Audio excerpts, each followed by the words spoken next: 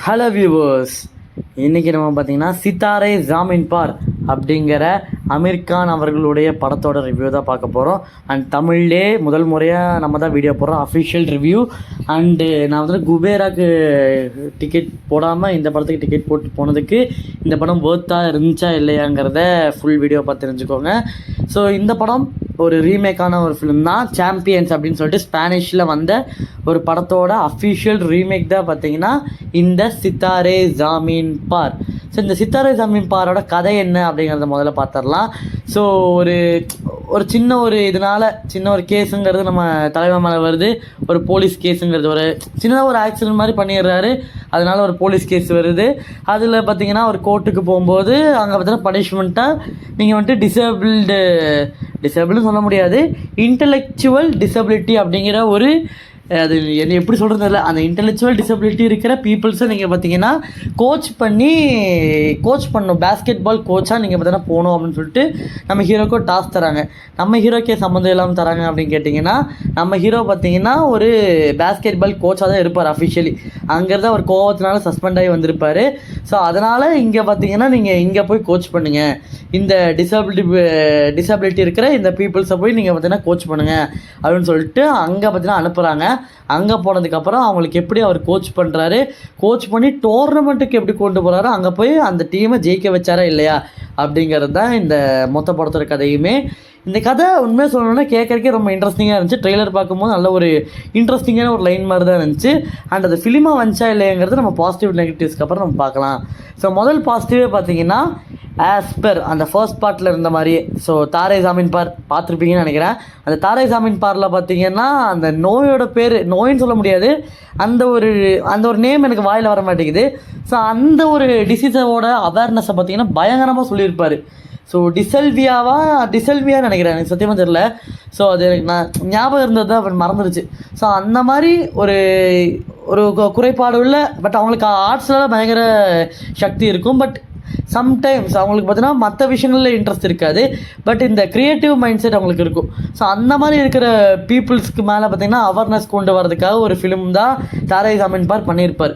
So அதுக்கேற்ற மாதிரியே இந்த படம் பார்த்திங்கன்னா இன்டலெக்சுவல் டிசபிலிட்டி இருக்கிறவங்க பீப்புள்ஸ் பார்த்திங்கன்னா அவங்களே பார்த்துக்க முடியும் அப்படிங்கிற ஒரு விஷயத்த பார்த்திங்கன்னா இங்கே புட்டுன்னு வச்சுட்டாரு. அந்த ட்ரெய்லரில் அவனுக்கு தெரிஞ்சு. ஏன்னா இவர் பார்த்திங்கன்னா ஒரு டைலாக் மாதிரி ஒன்று சொல்லுவார், அது தியேட்டரில் பயங்கர ரெஸ்பான்ஸ் இருந்துச்சு அந்த டைலாக்கு. என்ன டைலாக் அப்படின்னு கேட்டிங்கன்னா, ஆப்போசிட் டீமுக்கார பார்த்தீங்கன்னா பார்க்க பேக்கு மாதிரி தான் இருக்கான், ஈஸியாக ஜெயிச்சலாம்னு சொல்லும்போது யாருமே இங்கே பேக் கிடையாதுன்னு சொல்லிட்டு அந்த இன்டலெக்சுவல் டிசபிலிட்டி இருக்கிற ஒரு பொண்ணு பார்த்தீங்கன்னா சொல்கிற மாதிரி பார்த்தீங்கன்னா ஒரு சீன் ஒன்று இருந்துச்சு. செம ரெஸ்பான்ஸ் இருந்துச்சு தேட்டரில், ஏகப்பட்டவர் கை தட்டிட்டு இருந்தாங்க. ஸோ இதுதான் பார்த்தீங்கன்னா இன்டெலெக்சுவல் டிசபிலிட்டி இருக்கிற பீப்புள்ஸோட ஒரு ஸ்பெஷாலிட்டி. அவங்களால பார்த்துக்க முடியும்.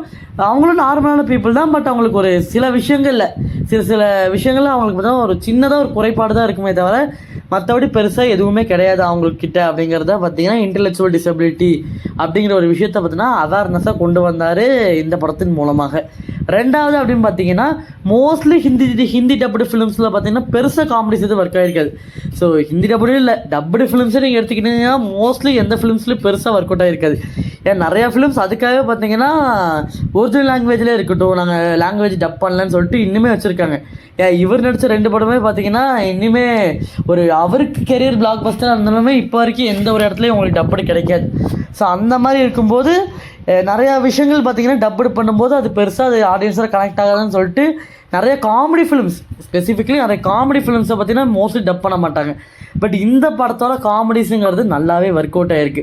ஸோ அந்த தமிழ் டைலாக்ஸ் ஆகட்டும், தமிழ் ரைட்டிங் ஆகட்டும் நல்லாவே பண்ணியிருக்காங்க. அது அந்த டீம் பார்த்தீங்கன்னா பெருசாக வெளியே வரல.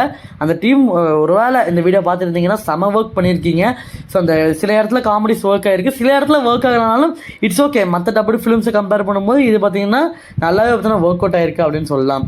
அண்ட் மற்றபடி பார்த்திங்கன்னா இது ஒரு டெக்னிக்கலி சவுண்ட் ஃபிலிம் தான். ஸோ சினிமாட்டோகிராஃபியில் ட்ரெய்லரில் டீசரில் பார்க்கும்போது தெரிஞ்சிச்சு. அண்டு நம்ம ஸ்க்ரீனில் பார்க்கும்போது நல்லா கலர்ஃபுல்லாகவே இருந்துச்சு, நல்லா எங்கேஜிங்காகவே இருந்துச்சு டெக்னிக்கலி சவுண்டாக இருக்கிறதுனால.